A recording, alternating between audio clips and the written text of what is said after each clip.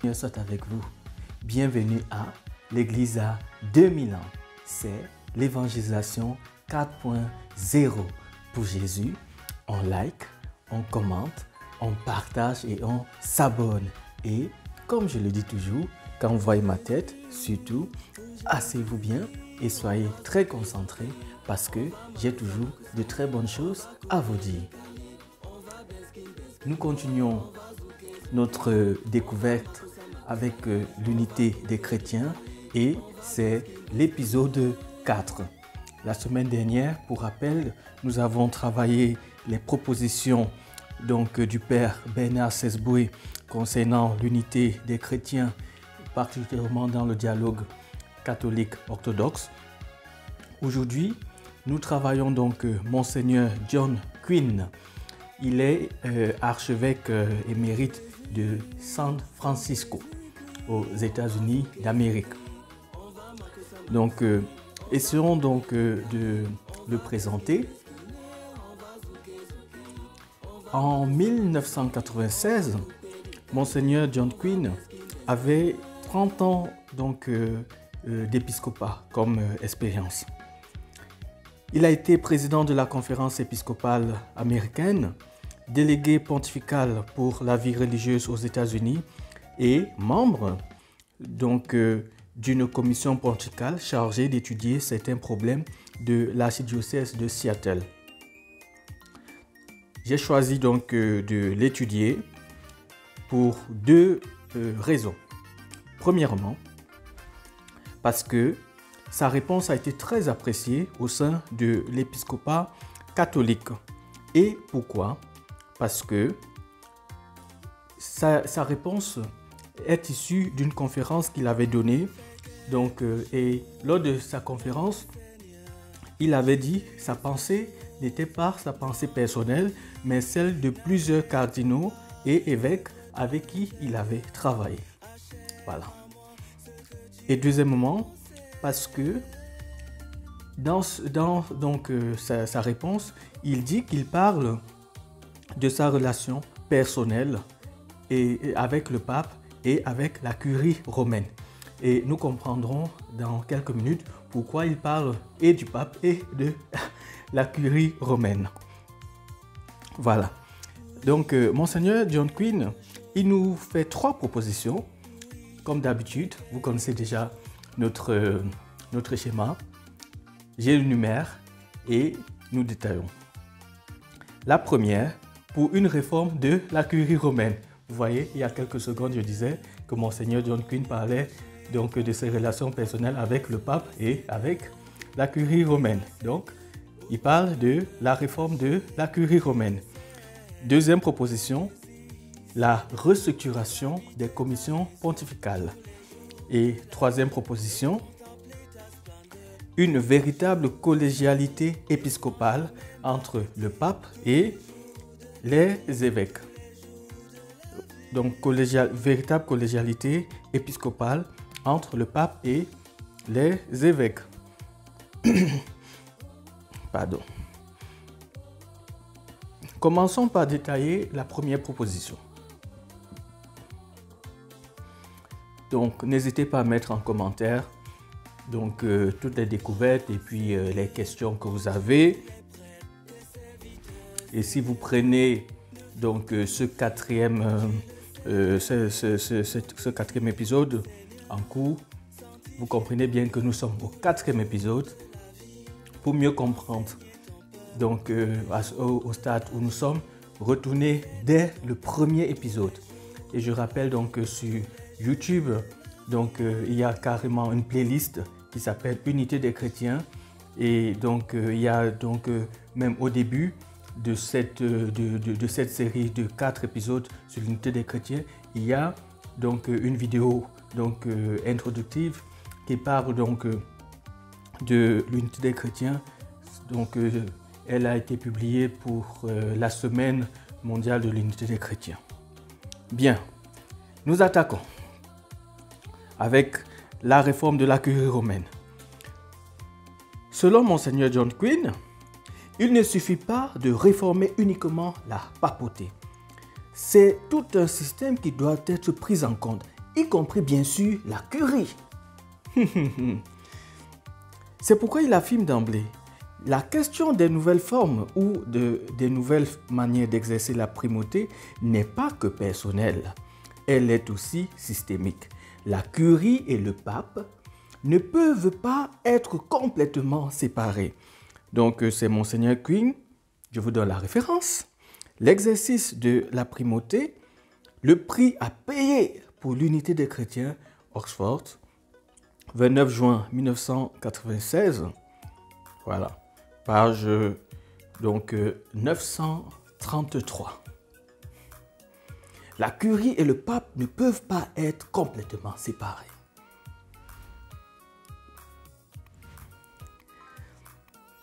Donc sa conférence a été donnée le 29 juin 1996. Déjà quand vous entendez 29 juin, ça vous rappelle quoi? Mais c'est Saint-Pierre et Paul apôtres. C'est pas pour rien qu'il choisit cette date-là, Saint-Pierre et Paul apôtres. Voilà. Vous savez que Pierre, le pape, c'est le successeur de Pierre. En fait, c'est comme ça qu'on travaille les documents ecclésiaux. Aucune date, on ne néglige aucune date. Voilà, je vous forme à tout ça. Voilà. Et donc, ce 29 juin, lors de sa conférence, il répondait explicitement à l'appel de Jean-Paul II concernant l'exercice du ministère de l'unité. Et il attirait l'attention sur l'émergence de la curie romaine comme troisième pouvoir dans l'Église, après le pape et les évêques au cours des récentes décennies. Il disait que la curie romaine cherche même à devenir le deuxième pouvoir. Oh, est-ce normal? C'est-à-dire à s'introduire entre le pape et les évêques.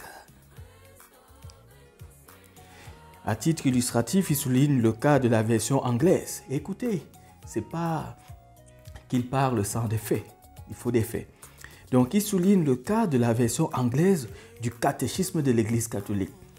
Voilà, vous savez, nous avons déjà travaillé le catéchisme de l'Église catholique et nous avons décortiqué le mariage d'après le catéchisme de l'Église catholique. Retournez voir un live, c'était un live, donc allez voir. Nous travaillons, nous avançons. Si vous êtes en retard, retournez dans un live Facebook et puis vous verrez ça. C'était un live. Et il dit, pour le catéchisme de l'Église catholique, donc ce document a bien été préparé par les évêques de différentes parties du monde, mais qui, à cause de certaines objections, a vu sa publication arrêtée par la Congrégation pour la doctrine de la foi, qui rejeta par la même occasion la traduction proposée et exigea une révision complète de celle-ci. Et ce, malgré l'opposition de la majorité des cardinaux anglophones actifs. Et il parle bien des cardinaux, vous savez, les cardinaux dans l'église, mais voilà, ce sont les cardinaux, quoi. Donc, c'est un peu la fondation, les piliers, ce sont les conseils, les cardinaux de nature, ce sont les conseils du pape. Voilà. Il dit, malgré l'opposition de la majorité des cardinaux anglophones actifs dans le monde entier, qui soutenaient la traduction originelle destinée à la publication, voilà. Cet acte a été très mal accueilli par Monseigneur John Quinn, qui conclut « Cela laisse à croire que les cardinaux de langue anglaise, de même que les évêques des pays anglophones, manquaient de compétences. En tant qu'enseignants de la foi, ah oui, vous savez, même les prêtres, ils ont trois devoirs, la charge de sanctifier. Notre désir, Seigneur, sanctifier ton peuple tous les jours de la vie. Enseigner ton peuple tous les jours de la vie. Gouverner ton peuple tous les jours de la vie. Tous les jours de la vie. Oh, oh, oh, oh. Oui, la fonction d'enseigner. Et c'est pour ça qu'il dit, en tant qu'enseignant de la foi, pour juger le caractère approprié ou de l'exactitude d'un document ecclésial rédigé dans leur propre langue. Oui. Il dit, ben voilà, comment est-ce que les cardinaux anglophones, les évêques anglophones soutiennent une traduction donc anglaise d'un document et la curie romaine s'oppose à cette traduction et puis on refuse. Il dit, mais c'est pas normal. c'est quand même les évêques qui doivent prendre la parole. C'est pour ça qu'il dit, mais une réforme de la curie romaine. Parce que la curie ne doit pas être le deuxième pouvoir.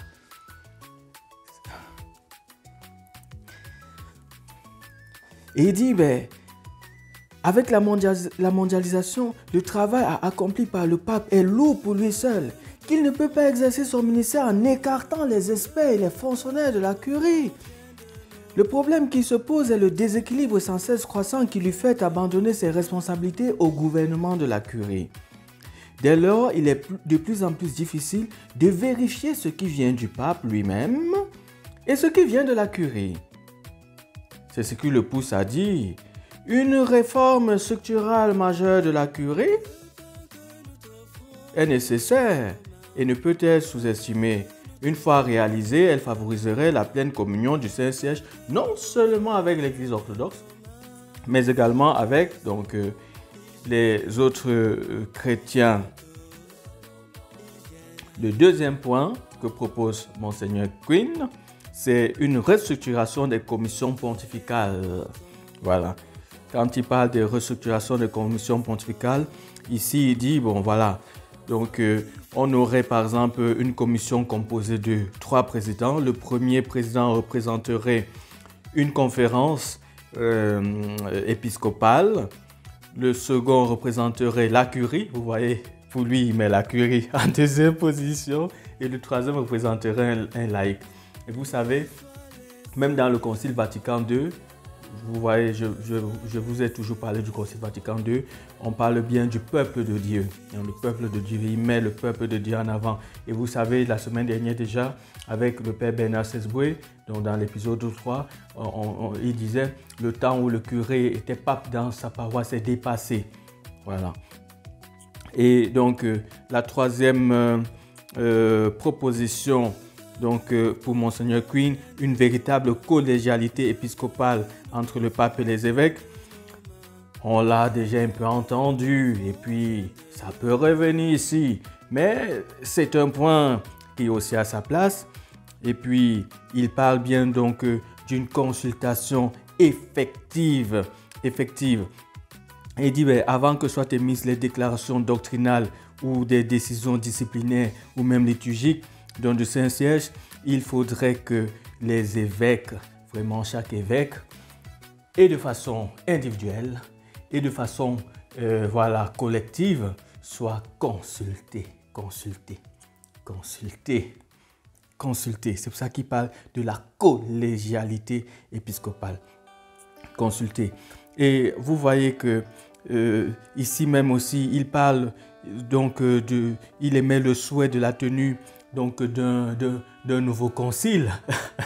Et je vous rappelle, nous sommes ici en 1996. Déjà en 1996, il disait mais il faut un nouveau concile. Donc, est-ce que vous voyez déjà un rapprochement entre les propositions de Monseigneur Quinn et les propositions du Père Bernard Sesboué? Oui, au niveau, mettez en commentaire déjà qu'est-ce que vous en pensez par rapport donc aux propositions de Monseigneur Quinn. Quand il parle par exemple de la réforme de la curie, tout ça, c'est sûr que ça peut vous dire, mais et la curie, ça peut peut-être vous surprendre. Est-ce que la curie veut vraiment être le deuxième pouvoir? Ça peut vous surprendre, mais c'est un archevêque, il sait de quoi il parle et son travail est objectif. Et c'est aussi donc en lien avec les autres cardinaux, les autres évêques, ça a été apprécié. Donc voilà, s'il le dit, c'est que c'est ça. Bon, voilà. Et vous voyez, il y a des liens donc avec le Père Bernard Sesboué et donc vraiment consulter. Et au niveau de la collégialité, on ne fait qu'insister. Vous voyez des points communs. Il y a cette insistance, le pape qui doit consulter les évêques et de façon collective et de façon individuelle. Est-ce que le pape le fait réellement? C'est en fait ce souhait-là. Ce souhait, c'est pas qu'il reste et puis il décide uniquement par exemple avec la curie comme deuxième pouvoir, mais il faudrait ça. Donc mettez en commentaire. Et vous voyez pour Monseigneur Queen, cette consultation par exemple, ou cette curie qui est un peu réformée, ne serait pas uniquement le signe avec de l'unité et avec l'Église orthodoxe, mais c'est en fait le signe de l'unité avec les chrétiens. Vous voyez ici, nous sommes vraiment dans l'œcuménisme, dans sa globalité.